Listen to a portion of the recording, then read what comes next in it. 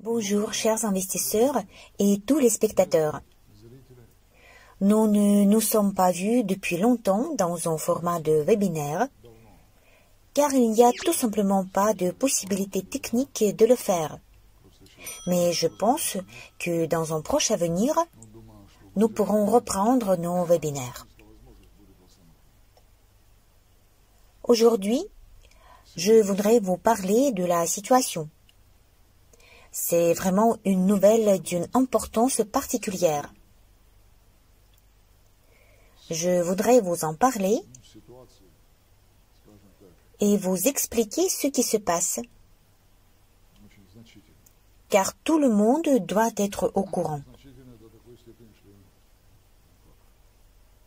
Quel est donc l'état actuel des choses? L'importance de la situation réside dans le fait qu'à ce jour, nous travaillons avec notre entrepreneur général selon 89 devis estimatifs au niveau local. Probablement, vous vous rappelez que la dernière fois, nous avons discuté avec vous du montant nécessaire pour effectuer et payer ces travaux. Nous avons précisé le montant des fonds que nous devions lever. Et à ce jour, beaucoup d'entre vous ont déjà calculé que ces fonds ont effectivement été attirés.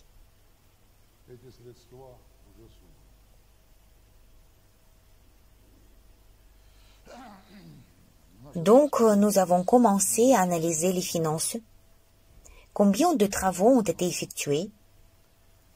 Lorsque le solde a été calculé, nous avons découvert que nous avons effectué les travaux à 97% des devis estimatifs. En fait, si l'on regarde le total des devis, la grande majorité d'entre eux ont été effectués à 100%. Pour les devis estimatifs restants, c'est à 97%. L'entrepreneur devra encore recevoir un montant de 139 500 000 roubles que nous devons encore lui payer. L'importance de cette situation est que les fonds pour payer ces 139 500 000 roubles sont déjà disponibles dans les comptes de Sovelmash. Cela signifie que les devis estimatifs seront payés à 100%. Par conséquent, le montant calculé qui a été annoncé à partir de ces estimations a été levé à 100%. Mes félicitations. Je voudrais souligner que les devis estimatifs ont bien été clôturés, car récemment, le taux d'investissement a été assez important. Cela nous a permis d'accélérer les travaux. Si auparavant il y avait des ouvriers, des organisations de sous-traitance, des entrepreneurs, à ce jour, si vous regardez de l'autre côté du bâtiment du BTOI, vous pourrez comprendre que les ouvriers sont maintenant beaucoup plus nombreux sur le site qu'auparavant. Plus de 200 personnes y travaillent en même temps. Cela a immédiatement affecté les résultats et l'efficacité des travaux. Mais je tiens à noter que ces travaux sont effectués sur des contrats directs avec Sovelmash, sans passer par le client, ou plutôt l'entrepreneur. Désolé, je confonds toujours ces mots. Cela nous permet d'économiser de l'argent, ainsi qu'accélérer tous les processus. Eh bien, évidemment, cela réduit les coûts. Pourquoi est-ce possible? Parce que nous avons commencé à engager des gens dans notre équipe. Ce sont déjà nos employés qui devaient effectivement nous rejoindre à ces étapes. Ils font déjà partie de l'équipe, ils travaillent et accomplissent leurs tâches. Par conséquent, nous effectuons déjà une grande partie du travail sous notre propre contrôle, sous notre direction. Et surtout, parallèlement, la réception des travaux est également en cours. Cela signifie que des agents spécialisés viennent régulièrement sur le site pour effectuer la réception préalable des travaux réalisés. Ensuite, en principe, ils donnent une conclusion. Ce n'est pas encore une vraie réception, mais plutôt une conclusion sur les travaux. Ce qui est fait, ce qui n'est pas fait, les systèmes d'incendie, la ventilation, l'alarme et bien plus encore. À noter que les services de ces employés n'ont pas été prévus dans nos devis estimatifs. Mais là, en fait, à ce jour, nous avons déjà presque tout réglé et ce qui nous sera facturé à la fin de la semaine prochaine, ces montants leur seront également payés. En plus, nous venons de commencer l'acceptation de la documentation d'exécution des travaux qui ont été effectués sur des contrats directs et sur des contrats généraux. Je tiens donc à noter qu'à cette étape, Sovelmash a encore besoin d'investissement. Parce qu'il faudra des fonds pour terminer les travaux et pour payer le reste des travaux qui n'ont pas encore été prévus dans les devis estimatifs. Mais croyez-moi, là, il s'agit déjà de montants beaucoup moins importants. On ne parlera plus des 600 ou 700 millions de roubles, non. C'est pourquoi la charge financière sur l'investisseur sera réduite.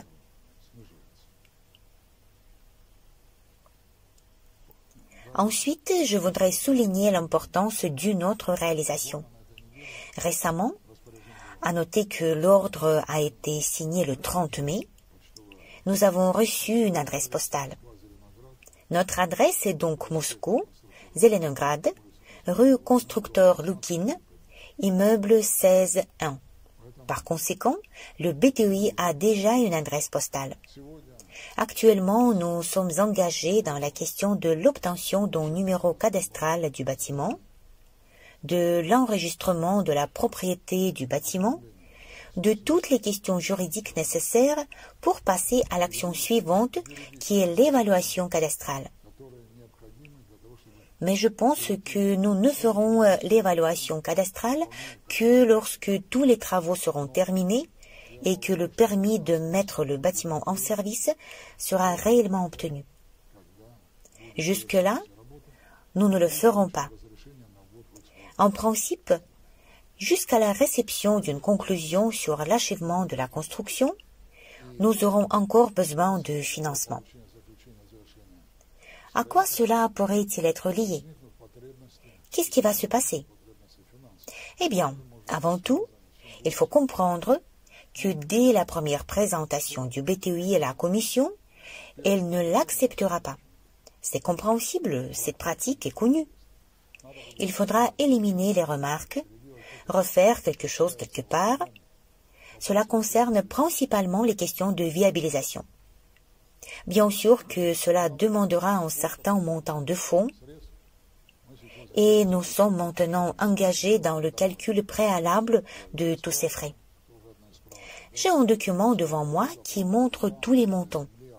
Les fonds pour les salaires, les frais de location de la parcelle, la sécurité, les coûts des véhicules, l'assurance, la formation, les services de communication de faible valeur, le chauffage, l'électricité, l'approvisionnement en eau, le drainage, les contrats de maintenance des réseaux de viabilisation et beaucoup d'autres points. De plus, nous avons fait une retenue de garantie sur les devis estimatifs de l'entrepreneur. Au total, la retenue de garantie était d'environ 47 millions de roubles. Maintenant, le solde est d'environ 20 millions de roubles, donc c'est clôturé.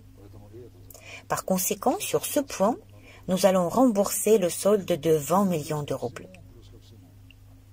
Et de plus, tout le monde peut comprendre que pour moi, nous ne pourrons pas immédiatement atteindre le chiffre d'affaires prévu. Par conséquent, pendant une certaine période, il sera nécessaire de maintenir le bâtiment et l'équipe en utilisant les investissements tirés. C'est regrettable, mais c'est le cas.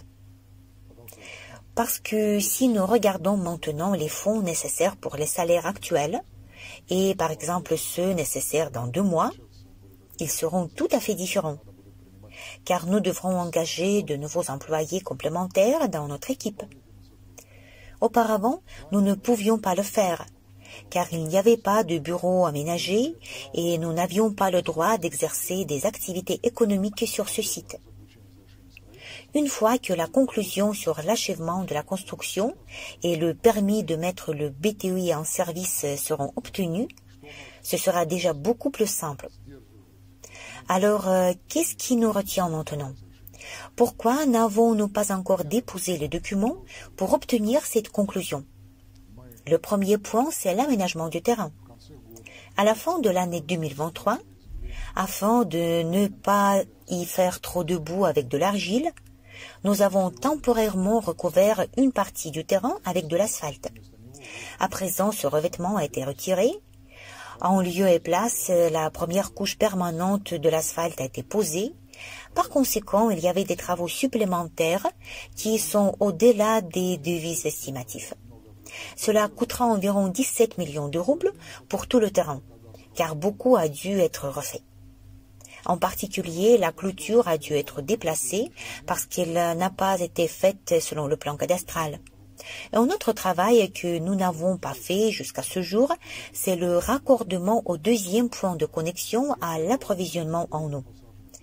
Vous voyez dans les photos et les vidéos publiées que l'aménagement du terrain s'achève déjà. Des arbres et des arbustes ont été plantés, des clôtures ont été installées, des portes coulissantes ont été également installées, même un panneau de signalisation de passage piéton a été remis à sa place. Nous avons mis en place un fumoir parce que maintenant, selon les exigences, il est nécessaire de réserver une zone pour fumer. Après l'hiver, là où il y avait des bordures de mauvaise qualité, nous avons demandé aux entrepreneurs de tout réparer et de renouveler ces bordures conformément à l'exigence du projet. Voilà ce qui concerne l'aménagement du terrain. À présent, si le temps nous permet, nous allons poser toutes les couches d'asphalte et c'est tout. À noter que la pose de l'asphalte a déjà été payée. Cela fait 7 millions de roubles. Nous aurons encore besoin d'un certain montant, jusqu'à 8 millions de roubles au maximum, parce qu'il faudra effectuer le remblayage et la restauration de la zone près de la sous-station de transformation. Ces travaux n'étaient pas prévus auparavant, mais nous devons maintenant les effectuer. Les conditions de connexion électrique ont été remplies, les tests de laboratoire ont été effectués, et nous sommes maintenant entrés dans la phase finale de la connexion de l'entreprise, non pas selon un schéma provisoire, mais selon un schéma d'alimentation permanent de 10 000 volts. Une fois que nous le terminerons, étant donné que nous avons déjà obtenu l'adresse postale, nous passerons à l'étape de la conclusion du contrat permanent avec la Société d'énergie de Moscou pour la fourniture de chauffage. Par conséquent, nous ne paierons pas d'argent fou selon les valeurs de calcul moyennes, mais nous paierons déjà selon le compteur. C'est beaucoup moins. Chers collègues, nous arrivons à la ligne d'arrivée en fait. Par conséquent, pour demander une conclusion sur l'achèvement de la construction, nous devons passer une autre étape. Il s'agit de l'installation de l'écran anti-bruit. Pour aujourd'hui, malgré le mauvais temps, nous avons déjà installé 3 fondations sur 40 prévues et 2 supports aussi, et nous poursuivons ces travaux. L'écran anti-bruit des tours de refroidissement sèche a déjà été installé. Ce travail a déjà été accompli. Ce qui semblait être très compliqué a été fait. L'essentiel est que les travaux au 2e étage du bâtiment de production ont été effectués de manière concentrée et rapide. Il y a 2 mois, plutôt 2 mois et demi ou même 3 mois, c'était un énorme problème. À ce jour, la majeure partie des travaux de ventilation, d'éclairage et de finition a été réalisée. Le volume colossal de carrelage a été posé. Le nombre colossal de boîtes a été installé. L'éclairage a été effectué. Ces travaux sont terminés. Nous sommes arrivés à la fin des travaux de construction. Donc, une fois que nous effectuerons les travaux sur l'aménagement du terrain et l'installation de l'écran anti-bruit, nous recueillerons tous les commentaires et les changements apportés dans le projet, ajouterons nos modifications et soumettrons les documents à un réexamen. Pourquoi est-ce nécessaire? C'est la loi qui l'exige.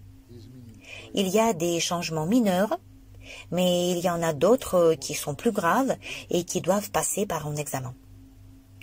Au moment de l'examen, nous allons arrêter tous les travaux. Par conséquent, il faut poursuivre jusqu'à ce moment-là. Ensuite, il sera nécessaire de soumettre des documents à la commission avec les modifications du projet initial. Les changements insignifiants ne dérangent personne. Mais néanmoins, dans une semaine, nous déposerons le dossier pour la première fois. Oui, nous aurons des remarques, c'est clair. Mais nous connaîtrons déjà ces remarques. Et nous connaîtrons l'ampleur de ces remarques. Et surtout, l'équivalent financier de ces remarques sera visible. Parce qu'il y a des remarques qui peuvent être éliminées au niveau du document, sur le papier, mais certaines observations nécessiteront des coûts financiers. Par conséquent, patientez un peu. Les montants nécessaires seront annoncés un peu plus tard.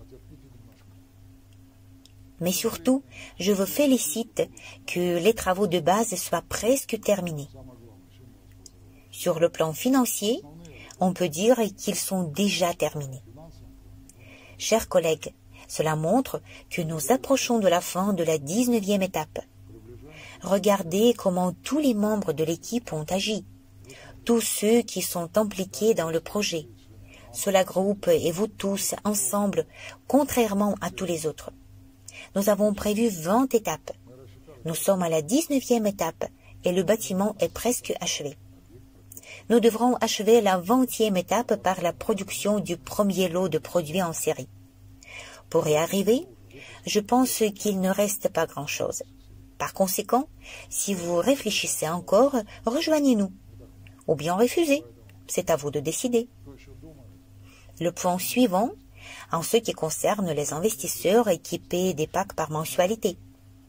Ces paiements seront utilisés durant une certaine période, jusqu'à ce que nous atteignions les volumes prévus. Parce que l'évaluation, le réenregistrement, la réorganisation de l'entreprise de la SARL en société avec des actions seront effectués quand l'entreprise atteindra un revenu stable. Il y a encore du temps. Et tout ce qui aura été investi sera pris en compte. Après l'évaluation cadastrale, nous ferons une évaluation commerciale. Et là, comme nous l'avons dit à plusieurs reprises, le projet ne sera pas évalué sur le coût de la construction du bâtiment, mais sur ses perspectives, y compris la technologie, le matériel, les actifs incorporels, tout l'ensemble. Il ne reste plus beaucoup de temps pour attendre ce moment-là. Par conséquent, chers collègues, tous les participants, je vous félicite pour les jalons assez importants qui ont déjà été posés dans le projet.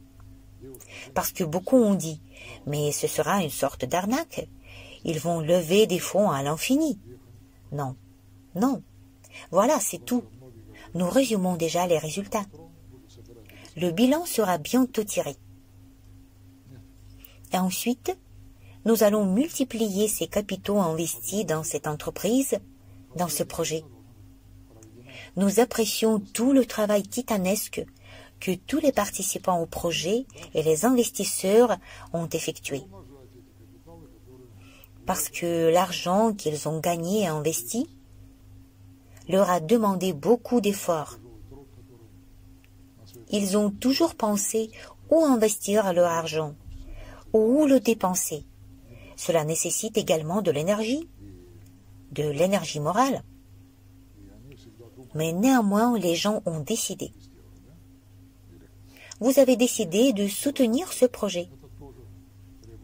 En ce qui concerne les détraqueurs, un jour tragique pour eux arrivera bientôt.